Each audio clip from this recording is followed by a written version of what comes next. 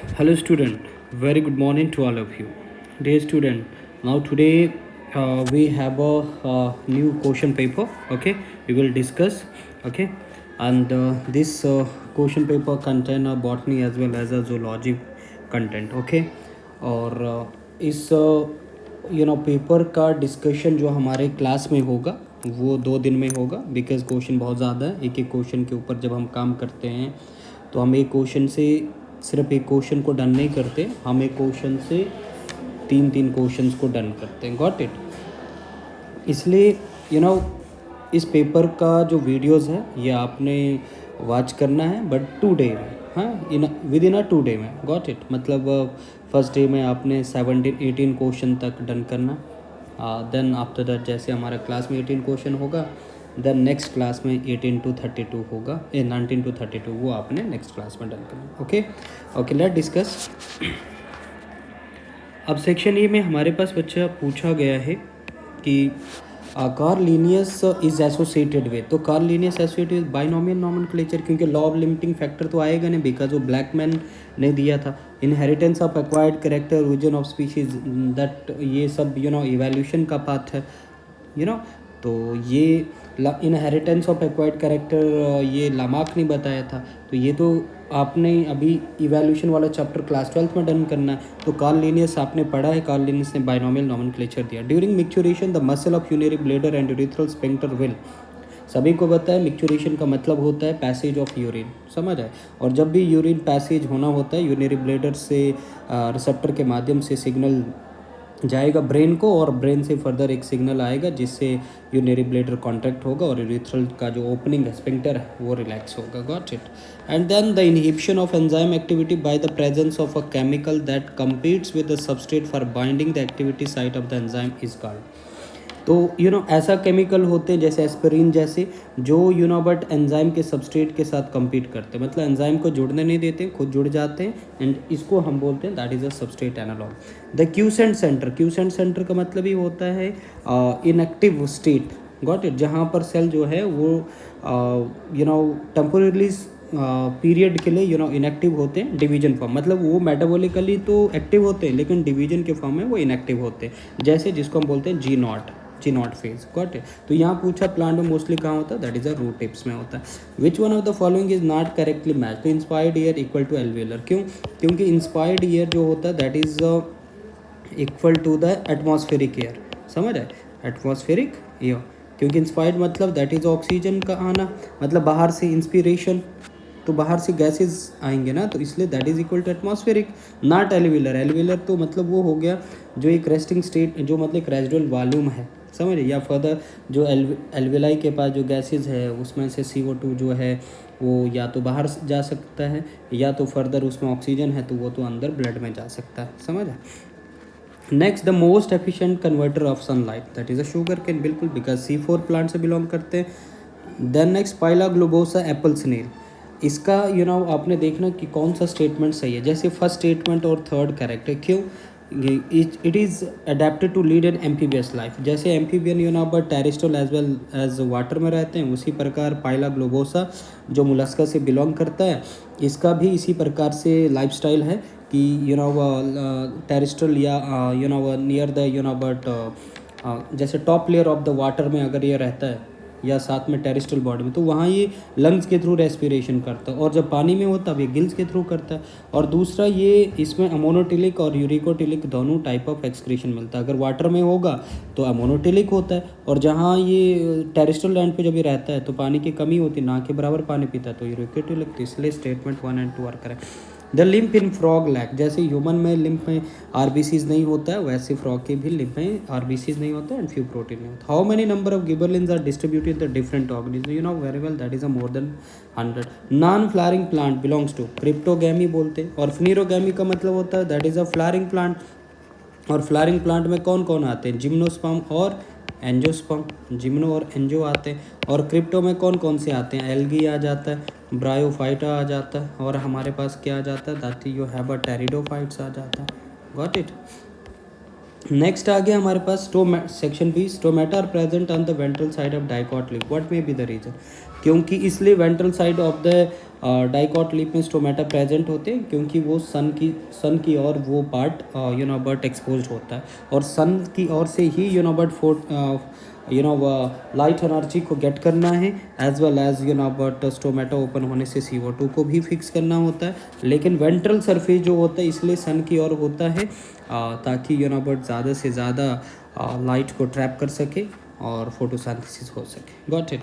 Where as the frog are beneficial for mankind justify the statement. बिल्कुल frog beneficial होता है Mankind के लिए।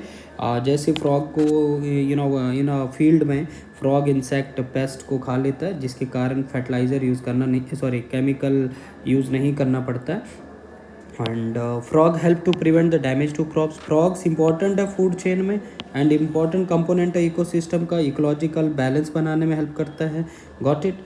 क्योंकि हर फूड चेन क्या है, एक ऑर्गेनिज्म जो है वो दूसरे ऑर्गेनिज्म के ऊपर अपने फूड के लिए डिपेंड होता है, तो एक स्ट्रेट चेन के फॉर्म में डेवलप होता है। समझ है। जैसे फ्रॉग है इंसेक्ट खाता है, इंसेक्ट खाता है, तो उससे बट जो इंसेक्ट का नंबर है वो बट ज़्यादा बढ़ नहीं सकता है। Got it. और इसके अलावा कुछ कंट्रीज़ हैं जैसे इंडोनेशिया या अदर ऐसे कंट्रीज जहाँ पर फ्रॉग्स के लेग्स, मस्कुलर लेग्स को एज अ फूड खाया भी जाता है। Then define hormone and classify them on the basis of their chemical nature. तो हार्मोन एक रेगुलेटरी सबस्टांस होता है, आर यू कैन से एक इंटरसेलर मैसेंजर होता है। समझ है। नॉट बट इंटरसेलर मैसेज मतलब एक सेल और दूसरे सेल के बीच में एक इंफॉर्मेशन को ट्रांसपोर्ट करने का काम करता है। Got it. एंड हार्मोन जो होते हैं वो स्टीरॉयडल भी होते हैं, अमाइन भी होते हैं, पेप्टाइडल भी हैं, प्रोटीन भी है, ग्लाइकोप्रोटीन भी है। Then a certain tree is believed to be releasing oxygen during night time. Do you believe in the truthfulness of this statement? So exactly the photosynthesis occur during the day in the presence of sunlight. Sunlight is trapped by the chlorophyll and carbon fixation occurs in dark. समझ। जैसे आपके पास cam plant आ गए and this is the oxygen O2. Oxygen is released by the product by this process. Since photosynthesis occur during the day, no oxygen will be released. Simple fact है, अगर दिन में but carbon dioxide fix हो रहा है या दिन में फोटोसिंथेसिस जो हो रहा है, तो सिंपल है, दिन में ही ऑक्सीजन रिलीज होगा, रात को नहीं होगा। फैक्ट है। Got it. Suppose there were a plant that had a high concentration of chlorophyll B but lack the chlorophyll A, would it carry out the photosynthesis? Then why do plants have chlorophyll B and other accessory pigment? बिल्कुल plants में अगर chlorophyll A होगा तो photosynthesis efficient होता है, लेकिन अगर chlorophyll B होगा तो फोटोसिंथेसिस जो होता है वो लेस एफिशिएंट होता है। समझ। बिकॉज मेन जो फोटोसिंथेसिस में रिएक्शन सेंटर के पास जो पिगमेंट होता है that is a chlorophyll A, and chlorophyll A जो होता है ये यूनिवर्सल पिगमेंट होता है। मैक्सिमम फोटोसिंथेसिस टेक प्लेस इसी के थ्रू होता है। Right A short note on the function of thymosin. Thymosin एक ऐसा हार्मोन है जिसको थाइमस ग्लैंड रिलीज करता है और जिसका मेन रोल होता है कि टी लिम्फोसाइट को डिफरेंशिएट करना। Got it. और एक cell mediated immune system body में डेवलप करना। और थाइमोसिन इसके अलावा बॉडी में एंटीबॉडीज़ भी बनाता है, जैसे अमीनोग्लोबुलिन जिसको आप बोल सकता है IgA ये MDE ये सब, और जो हमारे बॉडी में एंटीबॉडी मीडिएटेड इम्यून सिस्टम बनाता है जिसको दूसरा नाम से आप बोल सकते हैं humoral immunity. Which part of the plant produce gibberellin? State two function of this. Major part जो होते हैं वो एम्ब्रियोज होते हैं, रूट्स होते हैं, यंग लीव्स होते हैं, नियर द शूट टिप होते हैं। मेन फंक्शन होता है सेनिसेंस को डिले करना, राइपनिंग ऑफ द फ्रूट को डिले करना ताकि ज़्यादा देर तक फ्रूट प्लांट्स पर रहे और उसका शेल्फ लाइफ बढ़े, उसका मार्केट वैल्यू बढ़े। Got it. And malting process में भी हेल्प करते हैं, और माल्टिंग प्रोसेस यूज़ होता है ब्रीविंग इंडस्ट्री में अल्कोहल गेट करने में। इसके अलावा how many pairs of ribs are found in human? How do you categorise these on the base of their attachment expense? तो ribs there are total 12 pairs of ribs होती है humans में, very well, जिसमें से पहली 7 pair जो होती है वो ट्रू रिब्स होती है जो फ्रंट में स्टर्नम के साथ जुड़ी होती है और बैक साइड में इंडिविजुअल वर्टिब्रल कॉलम के साथ जुड़ी होती है। तो ऐसे रिब्स जो फ्रंट में स्टर्नम के साथ इंडिविजुअल जुड़ी है और बैक साइड में डॉर्सल साइड में वर्टिब्रल कॉलम के साथ इंडिविजुअल जुड़ी, वो ट्रू रिब्स होती है। और फॉल्स रिब्स वो होती है कि जो इंडिविजुअली वर्टिब्रल कॉलम के साथ तो जुड़ी होती है लेकिन बट फ्रंट में वो कलेक्टिवली स्टर्नम के साथ जुड़ी होती, तो उनको हम फॉल्स बोलते हैं। और फ्लोटिंग, लास्ट आगे फ्लोटिंग वो होती कि वर्टिब्रल कॉलम के साथ तो जुड़े होते हैं, लेकिन फ्रंट में स्टर्नम के साथ जो रिब्स नहीं जुड़ी होती, तो उनको हम कहते हैं that is the floating ribs. तो ट्रू रिब्स 7 पेयर होती है, फर्स्ट 7, और फॉल्स रिब 8th 9th और 10th, और फ्लोटिंग होती है 11th and 12th। Write the feature distinction between open or closed circulatory. तो open circulatory में the blood pumped by the heart passes through the large vessel into the open spaces जिसको sinuses, लेकिन closed circulatory system में proper closed network होता है, arteries है, veins है, capillaries है, venules है, arterioles है, ये सब। and open circulatory में respiratory pigment जो होता है respiratory pigment that is absent in most of the cases, लेकिन यहाँ respiratory pigment होता है, that is a हेमाग्लोबिन आ गया, ठीक है। देन ओपन सर्कुलेटरी सिस्टम में आर्थ्रोपोड और मोलस्का में मोस्टली हमें मिलता है, मोलस्क में, और ओपन सर्कुलेटरी सम मोलस्क और as well as all the vertebrates, ठीक है। Then next difference between prokaryote and eukaryotic cell. Prokaryotic cell आपको पता है जिसमें जेनेटिक मटेरियल इनक्लोज्ड नहीं होता, ओपन होता है, अनटेंगल्ड होता है जनरल साइटोप्लाज्म में, और यूकैरियोटिक में जो जेनेटिक मटेरियल होता है वो न्यूक्लियर मेम्ब्रेन के अंदर होता है, गॉट इट। एंड प्रोकैरियोटिक में सेल वॉल पेप्टाइडोग्लाइकन से बना होता है, और यूकैरियोटिक में सेल वॉल जो होता है इन केस ऑफ फंगाई में काइटिन है, प्लांट में सेलुलोज से, और एनिमल में एब्सेंट होता है। प्रोकैरियोटिक में न्यूक्लियोलस एब्सेंट है और यूकैरियोटिक में प्रेजेंट है। देन सेक्शन सी आपसे पूछा गया difference between the red, brown and green alga. तो रेड एल्गा मेनली आप सभी बच्चों को पता है मेनली मैरीन होता है, ब्राउन ये भी मैरीन फॉर्म होता है, लेकिन ग्रीन जो होता है वो मेनली फ्रेश वाटर में होता है। Red alga only a few unicellular होते हैं, इसमें unicellular form do not exist होते हैं, और ग्रीन एल्गा में यूनिसेलर ज़्यादा होते हैं। और रेड एल्गा में थैलेकॉइड अनस्टैक्ड होते हैं, समझ जुड़े नहीं होते प्रॉपर एक दूसरे के साथ, और ब्राउन एल्गा में अकर इन ग्रुप ऑफ 3, और ग्रीन एल्गा में 20 to 20 या 20 से भी ज़्यादा थैलेकॉइड गेट टुगेदर होकर ग्रेना बनाते। रेड एल्गा में, रेड एल्गा, ब्राउन, ग्रीन सब में क्लोरोफिल ए होता है, लेकिन रेड एल्गा में ए भी होता है, डी भी होता है, और फाइको इरिथ्रिन होता है, फाइको इरिथ्रिन, ठीक है, फाइको इरिथ्रिन होता है। एंड यहाँ पर ब्राउन एल्गा में ए है, सी है, फिकोजेंथिन है, क्लोरोफिल ए है, बी है, यहाँ फिकोजेंथिन एब्सेंट है, यहाँ फाइकोबिलिन प्रेजेंट है, यहाँ एब्सेंट है, एंड ग्रीन एल्गा में भी एब्सेंट है। और रेड एल्गा का फ्लोरिडीन स्टार्च होता है एज अ रिजर्व फूड, और ब्राउन एल्गा का लेमिनेरिया, और ग्रीन एल्गा का स्टार्च होता है। रेड एल्गा में मोटाइल स्टेज ऑब्जॉर्ब नहीं होता है, लेकिन ब्राउन एल्गा में होता है, एंड ग्रीन में भी होता है। Then next general character of arthropoda. Arthropoda सबसे लार्जेस्ट फाइलम है, एंड मेटामेरिकली सेगमेंटेड होते हैं, बॉडी जॉइंटेड होती है, बाइलेटरल सिमेट्री होती है, ट्रिप्लोब्लास्टिक होते हैं, समझ। और ये क्वेश्चन नीट का है, हार्ड नॉन लिविंग एक्सोस्केलेटन जो प्रेजेंट होता है वो काइटन से बना होता है, बॉडी डिवाइडेड होती है हेड, थोरैक्स, एब्डोमेन में।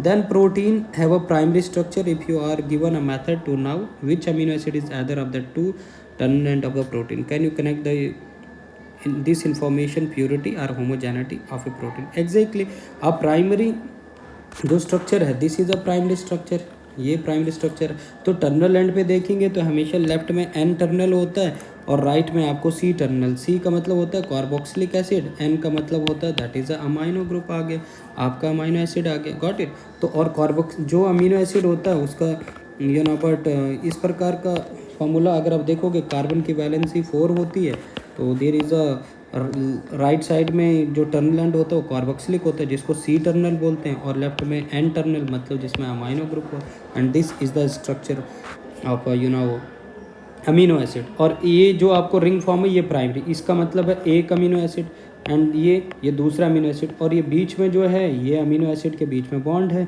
जो बॉन्ड बट एक अमीनो एसिड को दूसरे अमीनो एसिड के साथ जोड़ते जा रहा है, और एक अमीनो एसिड को दूसरे अमीनो एसिड के साथ जो जोड़ता है उसको हम पेप्टाइड बॉन्ड बोलते हैं, गॉट इट। और इसी के कारण बट जब अमीनो एसिड आपस में जुड़ता है तो एज ए रिजल्ट प्रोटीन बन जाता है, got it. Can you alter the rate of growth in an organism? If so, how? Yes, we can alter the growth by making variation in the factor affecting growth. These factors are light and temperature. Plant grow quicker during the night than during the day. During the night, retarding or inhibiting action of the light is absent, and the rate of the growth of the plant gradually increase until the dawn while during the day the rate of growth gradually decreases during until about the sunset. समझ, तो इसलिए mostly जो growth होती है आपको पता that depend on the division of the cell. और आपने खुद भी ऑब्जर्व करा, कभी हमें चोट लगती है तो सुबह उठ के हमें लगता है हमारी जो चोट है वो हील हो रही है, दिन में नहीं पता लगता, क्योंकि जो डिवीजन होते हैं उसमें पर्टिकुलर टाइम लगता है। समझ है, जैसे ह्यूमन में 24 आवर लगते हैं एक सेल से 2 सेल बनने में। Name give the name of the bone present in the lower legs in a human. तो लोअर लेग्स में बट फीमर आ गई। टोटल 30 बोन्स एक लेग्स में होते हैं, 30 दूसरे में होते हैं। समझ है, जिसमें से पहले फीमर आ गई, देन टीबिया, एक पटेला आ गई, देन पटेले बाद एक टीबिया आ गई, फैब्यूला आ गई, देन टार्सल 7 होते हैं, मेटाटार्सल 5 होते हैं। फ्लेंजेस जो होते हैं वो उसके अंदर जो डिजिट्स होते हैं, समझ है, जिनको the there are the 14 each होते हैं, 14 एक साइड 14 दूसरे साइड, तो इसलिए 14 और but 5 metatarsal, then 7 tarsal, then एक पटेला, एक फैब्यूला और एक आपके फीमर। तो ये मिलके 30 बोन्स, एक 30 एक साइड में होता है, 30 दूसरे। समझ है, तो एक बात और, the foot possesses 7 tarsal, metatarsal 5, phalanges are 5 in number, there are only 2 phalanges in the first digit called helix. ठीक है, there are only 2 phalanges in the first digit और उनको हम बोलते हैं helix, and 3 in each of the rest of the toes. Got it. तो पहले में देखोगे तो उसमें 2 ही मिलते हैं, 2 ही छोटी छोटी बोन्स, आपकी जो सबसे छोटी उंगली होती है बट आपके फुट की, समझ है, और बाकी सब में 3 ही बोन्स होते हैं। Got it. Right A short note on the electrocardiogram. तो इलेक्ट्रोकार्डियोग्राम एक ग्राफिकल रिप्रेजेंटेशन है जो इलेक्ट्रिक एक्टिविटी जो हार्ट की होती है ड्यूरिंग अ कार्डिक साइकिल उसको रिकॉर्ड करता है। समझ है, और जो मशीन होता है जिसके थ्रू ये रिकॉर्ड किया जाता है उसको इलेक्ट्रोकार्डियोग्राफ बोलते हैं। और जो एक ग्राफिकल रिप्रेजेंटेशन आता है इस प्रकार का उसको हम बोलते हैं दैट इज़ अ इलेक्ट्रोकार्डियोग्राम। इसको बोलते हैं पी, इधर क्यू, इधर आर, इधर एस और इधर टी। पी का मतलब है दैट इज़ अ आर्ट्रियल का डीपोलराइजेशन, और क्यू आर एस जो होता है that is the ventricular depolarisation, मतलब कॉन्ट्रैक्शन, और टी आ गया दैट इज़ द वेंट्रिकल का रीपोलराइजेशन। एंथोविन, जिनको हम फादर ऑफ इलेक्ट्रोकार्डियोग्राफी बोलते हैं, उन्होंने ही इसके बारे में डिटेल स्टडी की थी और ये डिटेल इन्फॉर्मेशन दी थी कि हार्ट में बट एक जब कॉन्ट्रैक्शन डेवलप होती है, रिलैक्सेशन डेवलप होती है, तो एक वेव्स के फॉर्म में एक्टिविटीज़ होती है और उसी वेव्स को रिकॉर्ड करके एक ग्राफिकल रिप्रेजेंटेशन है जिससे हार्ट की एक्टिविटीज़ को प्रॉपर से मेजर किया। हार्ट बीट और पल्स में क्या डिफरेंस है? हार्ट बीट आप सभी को पता है अल्टरनेटिव होती है सिस्टोल और डायस्टोल को मिला करके। सिस्टोलिक मतलब कॉन्ट्रैक्शन हार्ट का, डायस्टोलिक मतलब रिलैक्सेशन। और पल्स जो होता है that is the alternate contraction expansion of the superficial artery of the body, क्योंकि जो पल्स होता है वो हार्ट बीट के ऊपर ही डिपेंड करता है। हार्ट बीट में hormones, autonomy, nervous system, exercise, emotion etcetera influence करते हैं, लेकिन यहाँ पर related to the rate of the heart beat. लेकिन पल्स को अफेक्ट करता है हार्ट बीट, मतलब हार्ट बीट से ही पल्स डिटर्मिन होती है।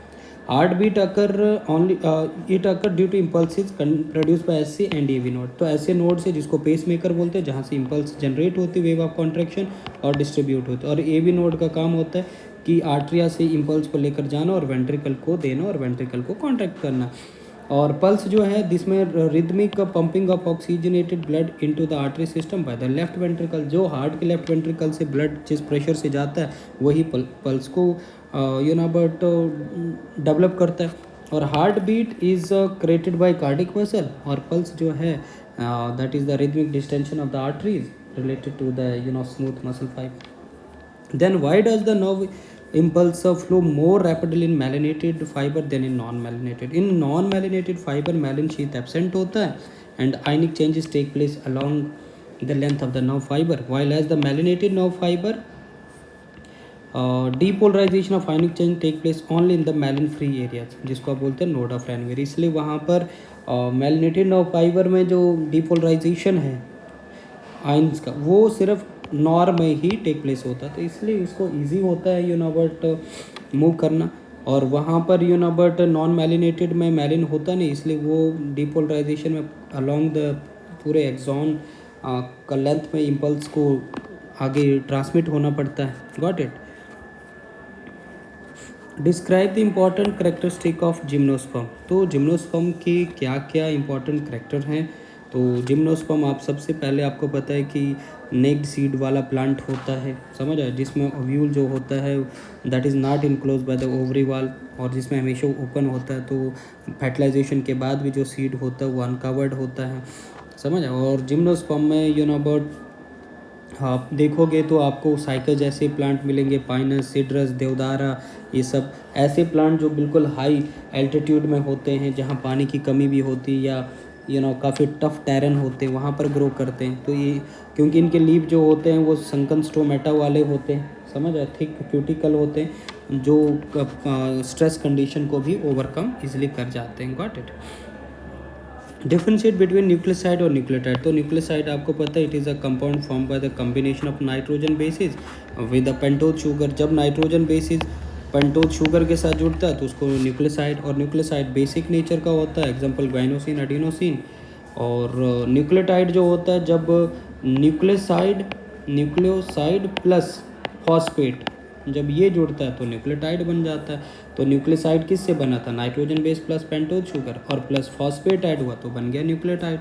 और न्यूक्लियोटाइड एसिडिक इन नेचर होता है क्योंकि फॉस्फेट के कारण, इसलिए डीएनए आरएनए जो है वो दोनों न्यूक्लियोटाइड से बने होते हैं, इसलिए डीएनए आरएनए के दोनों के पीछे एसिड लगा होता है क्योंकि वो एसिडिक नेचर के होते हैं, एग्जाम्पल ग्वाइनिलिक एसिड और adenylic acid. Then next question आ गया आपके पास last one, that is what are the various stages of meiotic prophase 1, enumerate the chromosomal event during the each step. अब मियोटिक डिवीजन आपको पता है 2 फेज में होता है, मियोटिक 1 देन मियोटिक 2। मियोटिक 1 आपसे पूछा है तो मियोटिक 1 में पहला प्रोफेज 1 होता है। प्रोफेज 1 में लेप्टोटीन, जाइगोटीन, पैकेटीन, डिप्लोटीन, डाइगोनिसिस। जैसे लेप्टोटीन में क्या होता है कि क्रोमोसोम ग्रेजुअली बट विजिबल होता है अंडर द लाइट माइक्रोस्कोप में कॉम्पैक्शन स्टार्ट होती है। जाइगोटीन में क्रोमोसोम आप बट पेयर बनाना स्टार्ट करते हैं जिसको आप बोलते हैं सिनेप्सिस। होमोलोगस क्रोमोसोम एक दूसरे के साथ जुड़ना स्टार्ट होती है, ये सामने जिसको आप सिनेप्सिस बोलते हैं। देन इनके बीच में जो एक प्रोटीन स्ट्रक्चर इनको जोड़ता है उसको सिनेप्टोनिमल कॉम्प्लेक्स बोलते हैं। देन पैकेटीन जिसमें बट बाइवेलेंट क्रोमोसोम थोड़ा सा हटके बनता है, टेट्राइड स्ट्रक्चर्स बनाता है, and men but crossing over होता है, मतलब होमोलोगस क्रोमोसोम एक दूसरे के साथ एक्सचेंज ऑफ मटेरियल करते हैं। डिप्लोटीन में अगेन बट जो स्नैप्टोनिमल कॉम्प्लेक्स एक दूसरे के साथ जुड़े थे वो डिज़ोल्व होने लग जाता है और एक दूसरे से अलग अलग होने लग जाते हैं, क्योंकि मेन मकसद था कि क्रोमोसोम का नंबर हाफ होने से पहले जो होमोलोगस क्रोमोसोम है वो आपस में क्रॉस कर दें और एक्सचेंज ऑफ मटेरियल कर दें, ताकि बट जो वो आगे गैमेट बनेगा उसमें जेनेटिक मटेरियल प्रॉपर हो, समझ आए। हैप्लॉइड होगा लेकिन दोनों पेरेंट का एक्सचेंज होगा। Got it. फिर देन डाइकोनिसिस आ गया जिसमें चार्जमेटा डोमिनेट हो जाता है, ठीक है, एंड देन मेटाफेज 1 स्टार्ट होता है। Then write the function of the following, centromere, cell wall, smooth endoplasmic reticulum, Golgi apparatus और सेंट्रियो। तो आप सभी को पता है इन सब का आपने अलग अलग तरीके से याद रखना है, इनका सेंट्रोमियर का फंक्शन, सेल वॉल का स्मूथ, और ये 5 नंबर में पूछा है इसलिए 5, लेकिन ये एक जैसे आपको गोल्गी एपरेटस ही 5 नंबर में दिया जाएगा तो उसमें आपने स्ट्रक्चर बनाना और उसको डिस्क्राइब भी करना है, समझे। इसी तरीके से why Singer and Nicolson propose the model for membrane, describe the composition of membrane. तो निकोलसन और Singer in 1972 propose this model and the name of this model was fluid mosaic model, जो प्लाज्मा मेम्ब्रेन का structure के बारे में उन्होंने दिया था। उन्होंने कहा था कि according to this model each phospholipid layer is bimolecular and their hydrophilic end are pointed towards the top and bottom respective. In this protein are of 2 categories, peripheral protein और interactive protein. Got it. Then आपसे पूछा जा सकता है distinguish between Annelida and Arthropoda. तो Annelida और Arthropoda का अपना डिफरेंस देना है, समझ आए। तो एनालिडा एक मेटामेरिकली सेगमेंटेड होता है, आर्थ्रोपोडा भी सेगमेंटेड होता है। एनालिडा जो होता है इसमें आपको जैसे सीटा है वो प्रेजेंट होते हैं, आर्थ्रोपोडा में एब्सेंट होते हैं। आर्थ्रोपोडा में जॉइंटेड अपेंडेजेस होते हैं और एनालिडा में रेस्पिरेटरी पिगमेंट हेमाग्लोबिन, और आर्थ्रोपोडा में वो एब्सेंट होते हैं। और एनालिडा में ब्लड रेड होता है, क्लोज सर्कुलेटरी सिस्टम होता है, समझ है, आर्थ्रोपोडा में नहीं होता। तो that all about it, thank you.